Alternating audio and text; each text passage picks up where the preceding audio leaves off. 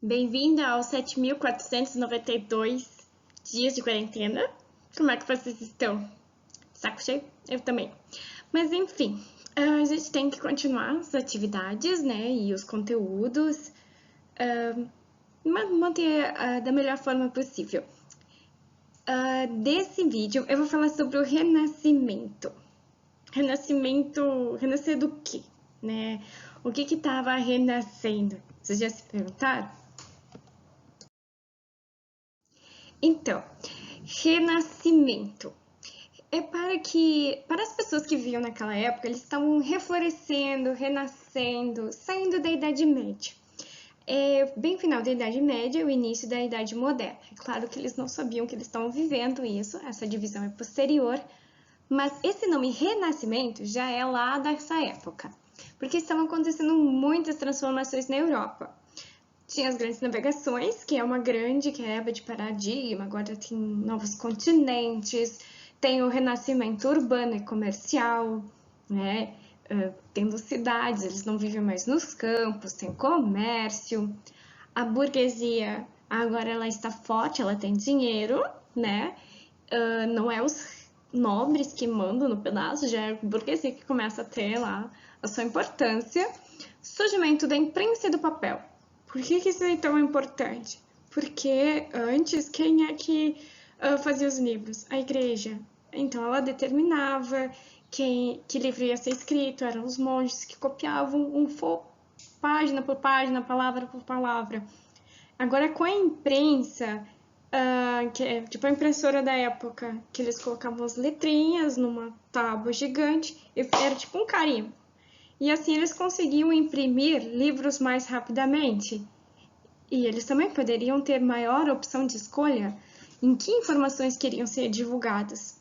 Claro que dos primeiros livros a serem impressos foi a Bíblia, mas daí já começou a surgir traduções da Bíblia, as pessoas começaram a ter as suas interpretações sobre a fé, também começaram a divulgar invenções, por exemplo, a descoberta da América, que a Terra não era redonda e nem que a Igreja era detentora do conhecimento.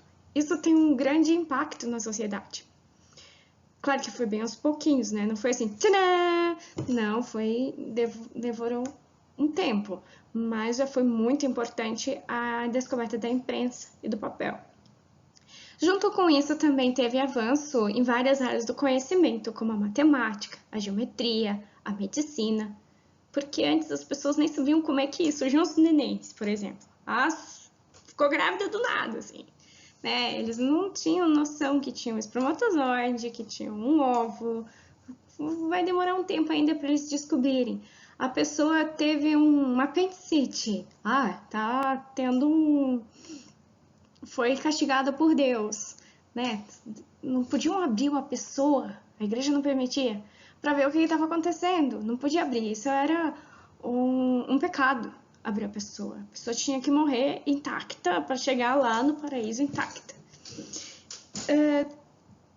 E outras coisas também, por exemplo, tétano, que é uma doença que hoje em dia a gente tem vacina. Mas quem tem tétano, que a gente pega da sujeira da terra, se tem uma ferida aberta, pode pegar da sujeira da terra, não é da ferrugem, é da sujeira da ferrugem. Pode dar convulsões nas pessoas tão forte que ela parece que ela está com o diabo no corpo. Então, com o desenvolver da medicina, a igreja começa a perder muita importância e muito poder da palavra. Por isso que esse momento é muito importante para essas pessoas, para nós. E se não fosse isso, a gente ainda estava na Idade Média. Bom, onde é que ela surgiu esse movimento, o Renascimento? Surgiu na Itália, ela se espalhou para outros países, como a Alemanha, a França, mas o berço foi a Itália, porque tinha duas cidades que floresceram rapidamente no quesito de cidade e comércio, que é Gênova e Veneza, devido ao comércio no Mediterrâneo. E as pessoas ali enriqueceram e queriam mostrar como que elas eram super poderosas, assim, eu vou mostrar como eu sou rica, eu vou ter um status, assim. Então eu contratava artistas e cientistas para mostrar o meu prestígio e mostrar que eu sou muito importante, assim, para não dizer outra palavra. Aqui tem uma gravura de como que é uma imprensa antiga, né? Aqui, ó. Eram grandes placas, eles organizavam letrinha por letrinha e faziam tipo um carimbo gigante, né? Depois que a folha era carimbada, digamos assim, deixava-se secar e depois se montava o livro. Era bem mais trabalhoso, mas era bem mais rápido do que ficar copiando à mão.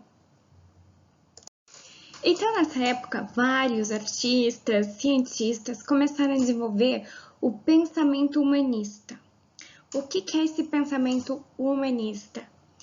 Eles acreditavam que qualquer pessoa, com um estudo, ela seria capaz de dominar o seu destino. Pra gente isso parece tão bobo, é claro, né? Eu mando o que eu vou fazer na minha vida.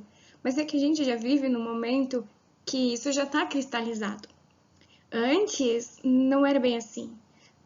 Tudo era Deus. Eu fiquei doente porque Deus quis assim. Eu tive filho porque Deus me mandou.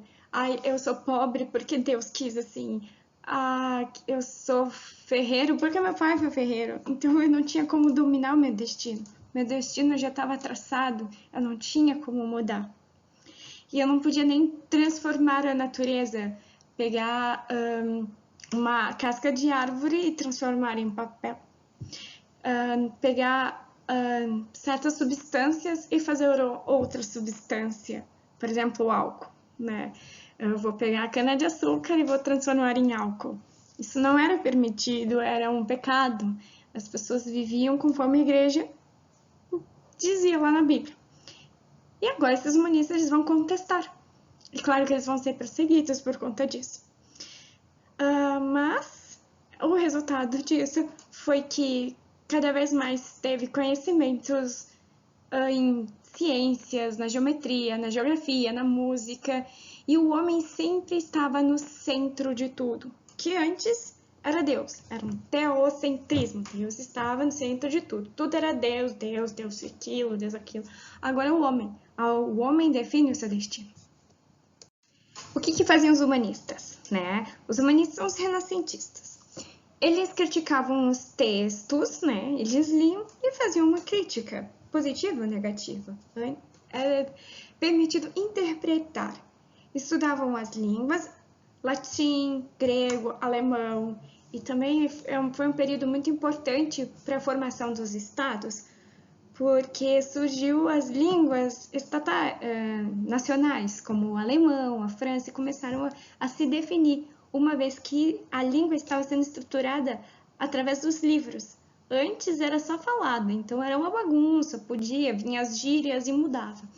Agora, com tudo isso, as línguas começam a ficar sacramentadas, mais organizadas. Isso dá um padrão de cultura, de identidade aos povos. Eles observavam a natureza, anotavam, por exemplo, eles vão observar os caminhos do Sol e perceber que não é a Terra que está parada, né? Se a gente olhar o Sol, parece que é a Terra que está parada e ele está se movendo, né? Mas eles vão observar, vão criticar e vão chegar a novas teorias. Os humanistas também, eles valorizavam muito a cultura greco-romana. Eles vão trazer de lá, da Grécia e da Roma, muitos conhecimentos, vão traduzir textos de lá. Por isso que eles achavam que eles estavam renascendo a cultura greco-romana. Discordavam muito da igreja, mas eles não eram ateus, tá? Eles acreditavam em Deus, acreditavam em Cristo, só queriam ter a interpretação livre dos dogmas da igreja, da Bíblia.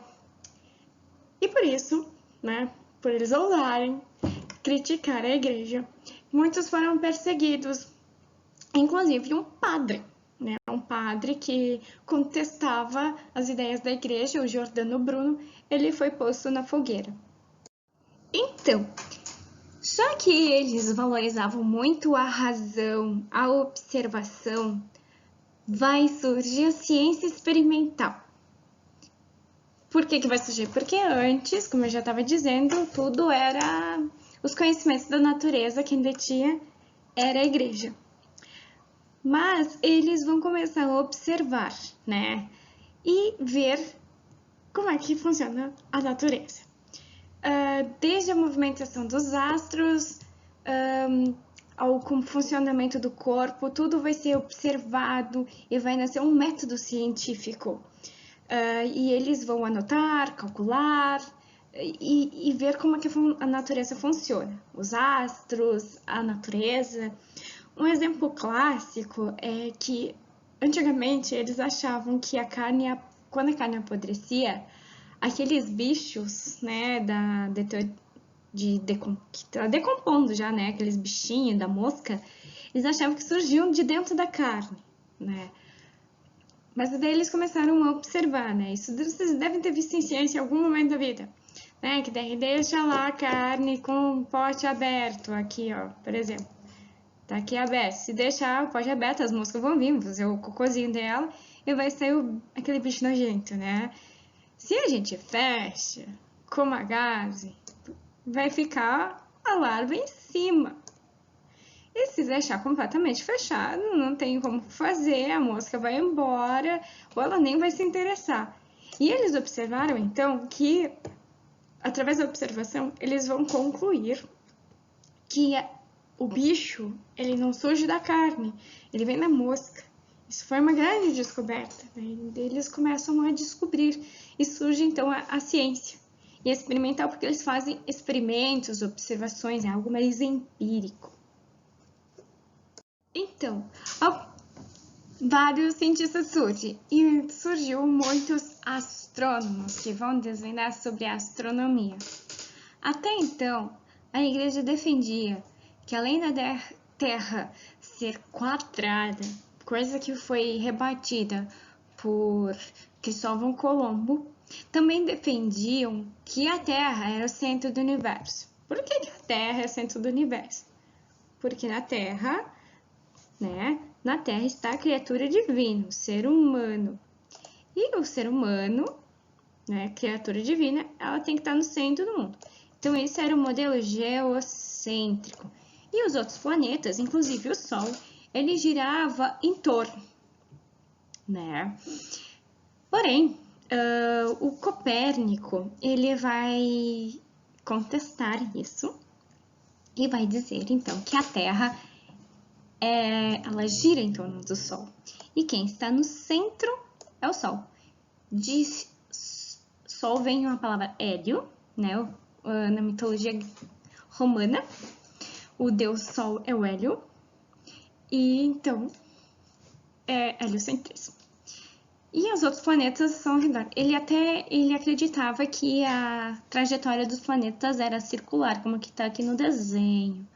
E o Kepler, né, mais tarde, ele vai dizer que não, que os planetas ele tem elíptica, né? Ela é mais achatadinha.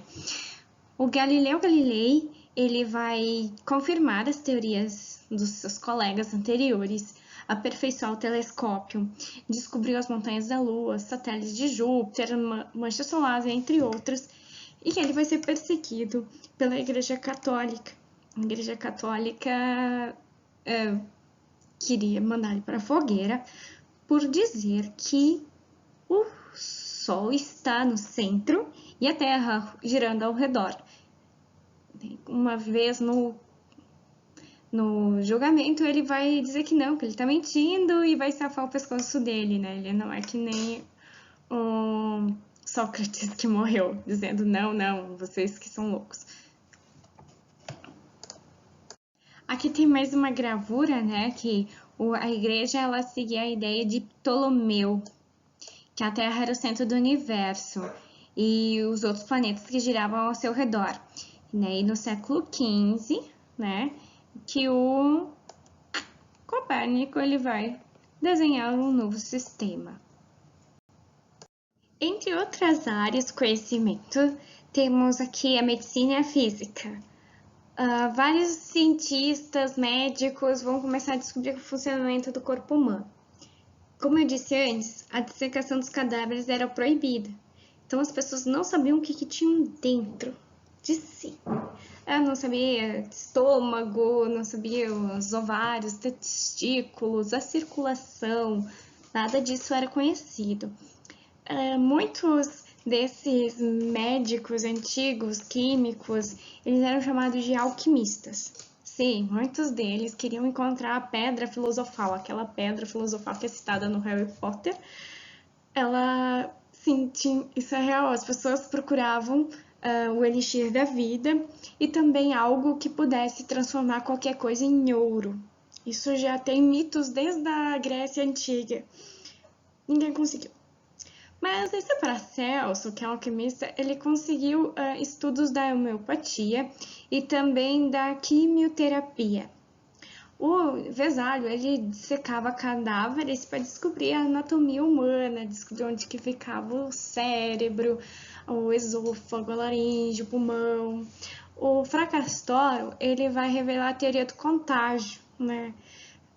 Como é que as pessoas pegam doença umas das outras, né? Isso era um mistério, por exemplo, a AIDS em 1980. As pessoas não sabiam como é que se contraía AIDS. Por isso que ficavam falando que era uma doença de gays e que muitas vezes as pessoas falavam que sim, era Deus castigando os homossexuais. E demorou-se um pouco para descobrir, foi só 4 anos depois, 3 anos, 4 anos depois, que eles descobriram que era através do sangue e das relações sexuais, né? Porque começou a nascer crianças que tinham a doença e eles nem sabiam como, né? Depois que eles foram descobrir.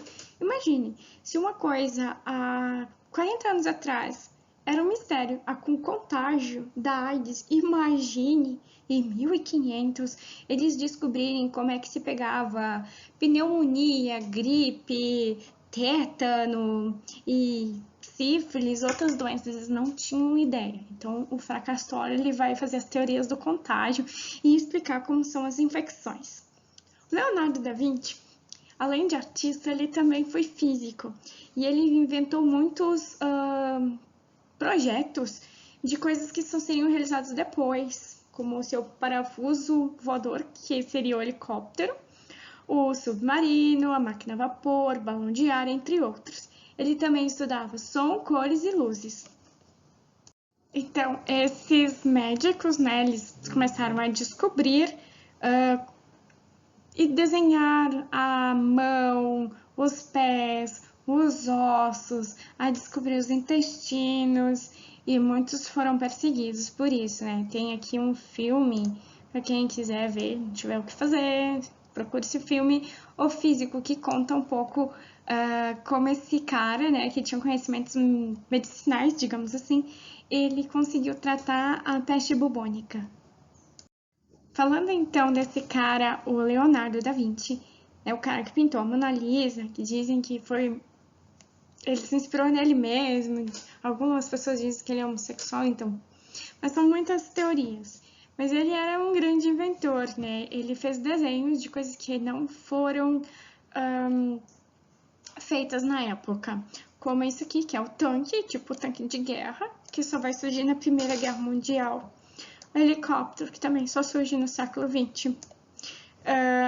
Esse peixe aqui, ó, engraçado, ele é um submarino. Também é uma coisa que é do século XX. Então ele projetou coisas que só seriam possíveis muito tempo depois. Entre os humanistas, tem aqueles que se dedicaram a escrever livros.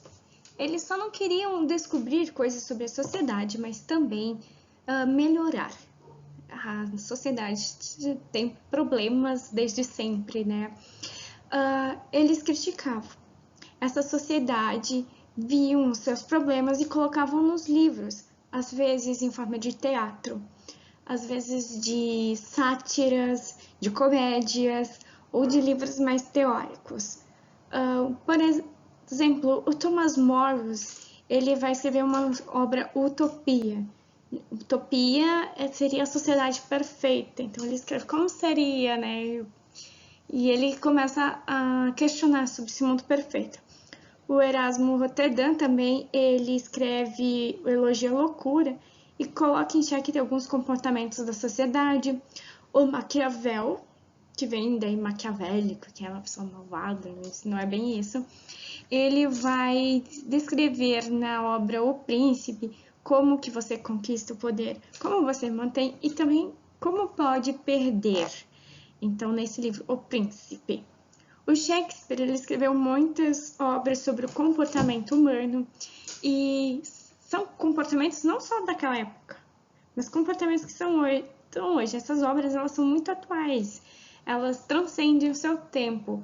Ele não só escreveu o Romeu e Julieta, mas também escreveu outras, como Otelo, Hamlet e entre muitas outras obras, que falam de comportamentos que são muito atuais ainda. Então, renascentistas também são artistas, são pintores, são escultores, e muitas das suas inspirações vêm da Grécia e Roma Antiga. Como o Renascimento ele surgiu lá na Itália, eles viviam no meio de monumentos e obras e esculturas ainda da Roma Antiga, que copiou da Grécia. Os gregos, eles valorizavam muito o belo, a perfeição, a harmonia, as formas, e os romanos copiaram. Os romanos copiavam tudo que era melhor das outras, dos povos que eles dominavam. E os renascentistas, eles viviam lá, né, na Itália. Bom, muitas esculturas estão ainda hoje lá em Roma, né? O Coliseu, outros monumentos, estátuas, estão lá. Então, eles viam aquilo e se inspiravam nisso. Então, também vem essa palavra renascimento. Eles estão, por verdade, estão copiando um pouco, né? E esses artistas, do que eles viviam, né? Já que eles não trabalhavam em outro lugar. Eles eram financiados por pessoas ricas, burgueses, que queriam mostrar, eu como eu sou rico, e financiavam essas pessoas para fazerem catedrais, palácios, templos, pinturas. Às vezes pintavam sua família, pintavam, mas eles também pintavam temas da mitologia, da história antiga, e eles vão inventar novas técnicas. Eles aperfeiçoaram o naturalismo para fazer as pessoas cada vez mais naturais, não só pintar a natureza, mas fazer as expressões, sabe? O detalhe da mão, ficar mais natural. E também a perspectiva aqui. Essa aqui é a Santa Ceia, a última ceia de Leonardo da Vinci. E tem profundidade. A gente vê onde está o Jesus e a gente sabe que a janela ela tá para trás, né? Os egípcios, por exemplo, eles pintavam todo mundo ali, ó, em 2D. Não tem profundidade. Não tem uma ideia. Isso é uma ideia matemática. Então, com a ideia de matemática, de geometria, eles conseguiram calcular para fazer a profundidade nas pinturas. Os egípcios não tinham esse conhecimento, daí parece que tá. Não dá para saber direito se a vaca tá mais para frente ou mais para trás do barco. Né? A gente sabe que as pessoas estão atrás da vaca porque não aparece parte da pessoa, mas não tem ideia de profundidade na pintura. E todo ser humano que eles pintavam, eles queriam mostrar uma beleza, uma harmonia, tudo que tinha de mais perfeito, que eles acreditavam que seria a perfeição na época. Um exemplo disso, né? Eles pintavam também temas religiosos, além de mitológicos e pessoas. Aqui a gente tem a Virgem Maria pintada no século XIII. Olha como ela tá chapada e feia, né? Nossa Senhora! Vocês devem estar pensando, eu consigo pintar melhor que esse cara aí, que fez essa obra. Já aqui no século XVI, eles pintam com bem mais perfeições, tem detalhes dos olhos, eles estão olhando para algum lugar. Aqui ela tá olhando para nada, parece vesga. Tem as mãos, a criança olhando a mãe. As pessoas são gordinhas nessa época porque eles acreditavam que a pessoa ser rechonchuda era sinal de saúde. Porque até então, na Idade Média, havia muita fome, né? E nessa época, como havia mais abundância de alimentos, as pessoas começaram a ficar um pouco mais gordinhas. Então, ser um pouquinho gordinho era sinal de saúde. Então, por isso que são tudo rechonchudinho, as pessoas dessa época. Aqui mais imagens, né? Aqui temos a Santa Ceia, como eu falei que ela já tem perspectiva, né? Profundidade. Essa aqui esse teto é o teto da Capela Sistina, no Vaticano, pintado os dois por Leonardo da Vinci. E o teto da igreja de São Pellegrino, uma hora dessas vocês vão lá, não sei se vocês já viram. É bem interessante, porque ela também tem essa ideia de perspectiva. Se vocês olharem assim pro teto, parece que tem lá os anjos, é o juízo final. Parece que vai vir um capeta ou um anjo te pegar, assim. Ele tem um movimento, e isso é graças aos conhecimentos matemáticos. E essa escultura é a Pietà de Michelangelo. Foram vários artistas, né? Mas eu sempre gosto de falar que das tartarugas ninjas, o Leonardo, Michelangelo, Rafael e Donatello, né? Que é os nomes de alguns renascentistas. Leonardo da Vinci, que pintou a Mona Lisa, Michelangelo, que pintou a Capela Sistina, Rafael Sanzio pintou a Escola de Atenas e Donatello esculpiu da... Bom, então, já renasceu, mudou-se, contestou-se a igreja, inventou-se, se descobriu-se. Qual foi a consequência disso? A consequência disso tudo foi que agora os pensadores, eles começaram a buscar compreender a natureza humana e do universo através de leis maiores, que é a do cosmos.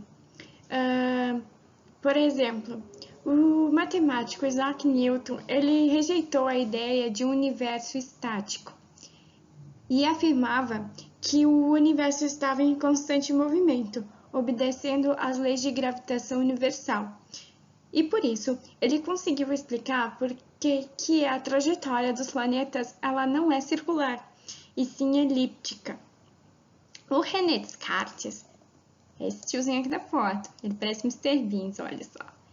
Ele é um francês que ele revolucionou a forma de pensar. Ele dizia que nós devemos duvidar de tudo. Não é que a gente não deva acreditar em nada, mas é que a gente deve se questionar, não acreditar nas fake news, vamos a grosso modo, tá? E ele começou até a duvidar da sua própria existência. Será que eu estou vivendo mesmo? Ou existe um Deus do mal fazendo eu me iludir que estou vivendo? Tipo uma Matrix, tá? A ideia da Matrix é essa ideia do René Descartes, daquele filme antigo, de 2000, não sei o quê. Mas ele conseguiu resolver esse problema, né? Dizendo que já que ele pensava, ele existe. Daí ele fez essa frase, pensa, logo existe. O Spinoza, ele contrariava bastante a Igreja Católica e dizia que o ser humano ele não estava obedecendo uma lei divina, e sim as leis da natureza, né? Nascer, viver, morrer, se reproduzir. E mais tarde, já no século XVII, John Locke ele vai defender a liberdade de opinião. Nossa, isso aí ele já tá assim, ó, fazendo um pensamento muito contemporâneo. Liberdade de opinião. Ainda tem gente que acha que a gente não tem liberdade para ter opinião, para ter sentimentos. Ele defendia a tolerância, né? Que a intolerância é um problema até hoje, que a gente viu lá nos Estados Unidos, aquele cara, o policial que matou aquela pessoa, ele se ajoelhou no pescoço e está gerando muitos protestos contra o racismo. Ele também queria a igualdade entre os sexos. Nossa, olha isso aí, é muito contemporâneo, muito do século XX. E ele já defendia isso. Ele também dizia que o ser humano tinha alguns direitos naturais, como o direito à vida, à liberdade, à propriedade, ter uma casa, né? Porque antes podia assim, o senhor feudal chegar assim, ó, tu vai embora, eu vou ficar aqui na tua casa, eu vou destruir, eu vou fazer ela virar lenha. Antes as pessoas não tinham direito à propriedade, hoje em dia a gente tem direito à casa, ter essa proteção. E ele também era contra qualquer tipo de autoritarismo, seja individual, político ou religioso. Também defendia a liberdade religiosa, né? Que cada um pode seguir a crença que mais convir. Então, para terminar, só para fazer um breve resumo. Então, o Renascimento, ele surgiu na Itália, foi o berço, mas se expandiu para outros lugares da Europa, como a Inglaterra, Espanha e França. Aqui. As áreas que abrangeu, né, foi a política, literatura, música, geografia, entre outras. E desenvolveu conceitos como o racionalismo, o uso da razão, e o homem no centro de tudo, e não Deus, o antropocentrismo, e valorizava o classicismo, que é o retorno das ideias e da cultura greco-romana. Na arte, desenvolveu o naturalismo, né, que é buscar a natureza humana, não ficar muito artificial. A perspectiva, desenvolveu muitas pinturas, esculturas. Na ciência experimental, contestava bastante a Igreja Católica e desenvolveu áreas como astronomia, medicina, química, física, e eles foram muito importantes para contestar uma forma de pensamento. O Renascimento ele vai abrir portas para um outro movimento, conhecido como Iluminismo, a Era da Razão, que acontece no século XVII e vai mudar as formas de governo, as formas da sociedade e inspirar movimentos como a Revolução Francesa, a Revolução Industrial também, a independência das Américas e os direitos que nós temos hoje, direito de trabalho, 13º. Então, é o início de uma grande transformação que ocorre na Idade Moderna.